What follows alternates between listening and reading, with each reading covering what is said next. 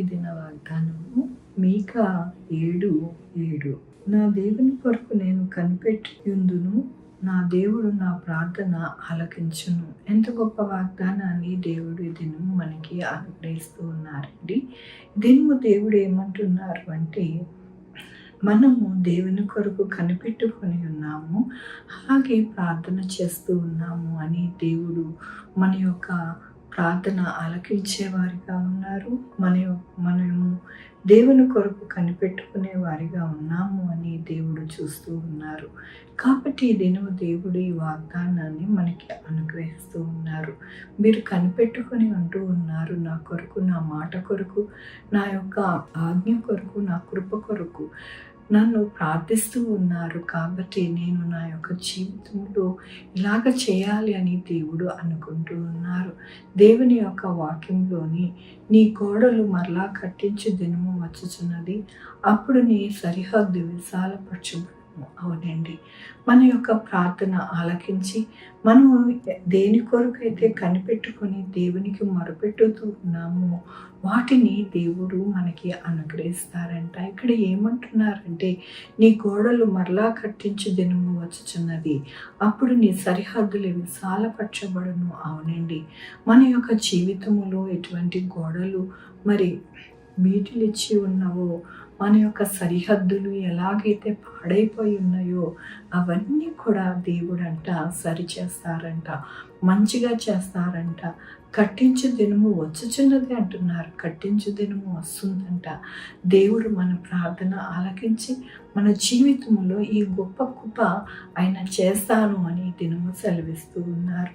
మనము దాని కొరకే కదా కనిపెట్టుకొని ఉన్నాము, దాని కొరకే కదా ప్రార్థిస్తూ ఉన్నాము. కాబట్టి దేవుడి దినము అంటున్నారు, నేనైతే మీ యొక్క జీవితంలో నేను ఈ కార్యం చేస్తూ ఉన్నాను. మీ సరిహద్దులను విశాలపరుస్తాను, మీ గోడలను కట్టి ఆ దినము వచ్చేలాగున నేను సహాయం చేస్తాను అంటూ ఉన్నారు.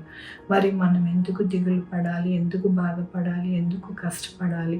దేవుని వైపే మనము ఎదురు చూస్తూ ఆయన యొక్క కృపను పొందుకునేవారిగా, ఆయన దీవెనలను పొందుకునేవారిగా, ఆయన యొక్క సంరక్షణలో మనము జీవించేవారిగా ఉంటే కనుక మన జీవితంలో ఏ కష్టము, ఏ బాధ ఏది కూడా లేక మనము సంతోష సమాధానముగా జీవించి మన జీవితం ఎల్లప్పుడూ కూడా ఆనందకరముగా, అనగా మరి మన యొక్క జీవితము సరిహద్దులు విశాలముగా ఉండి మనకు చక్కటైన జీవితాన్ని దేవుడు మనకి అనుగ్రహించేవారిగా ఉంటున్నారని దేవునికి వందనాలు చెల్లిస్తూ ఉన్నాను.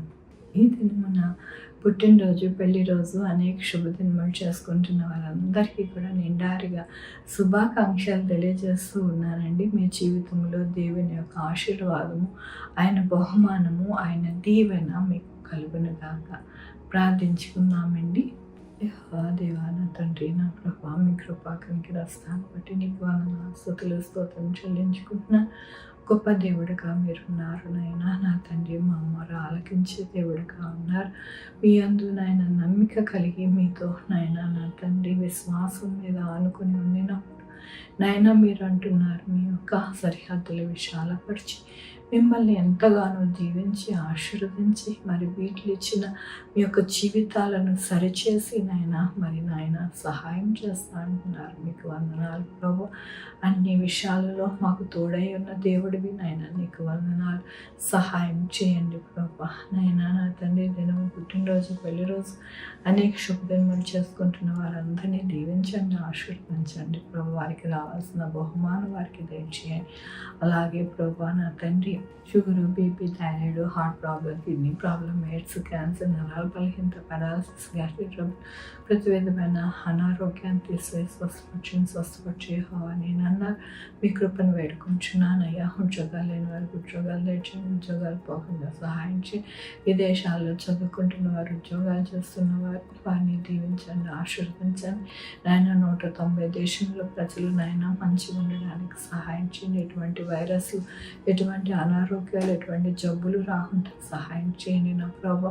నాయన చిన్న బిడ్డల్ని ముసలి వారిని మీరే సంరక్షించండి. వారికి నాయన వ్యాధి నిరోధక శక్తి పెంచి మంచి ఆరోగ్యం దయచేయండి. నాయన హాస్పిటల్లో ఉండి నాయన సీరియస్ కండిషన్లో ఉంటున్న వారిని నాయన దీవించండి, ఆశీర్వదించండి, వారిని లేవనెత్తండి. ఎవరు కూడా ఆత్మహత్య చేసుకోవాలని నాయన అనుకోకుండా నాయన దృష్టిని దూరపరచండి నా ప్రభా.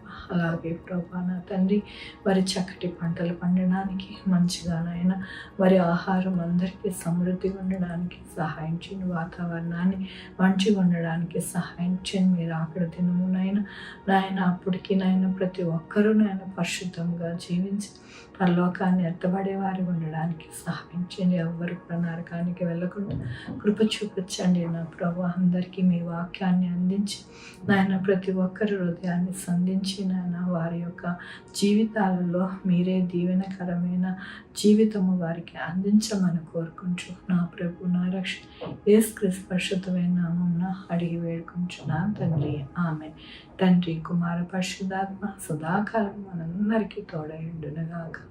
ఆమె. God bless you.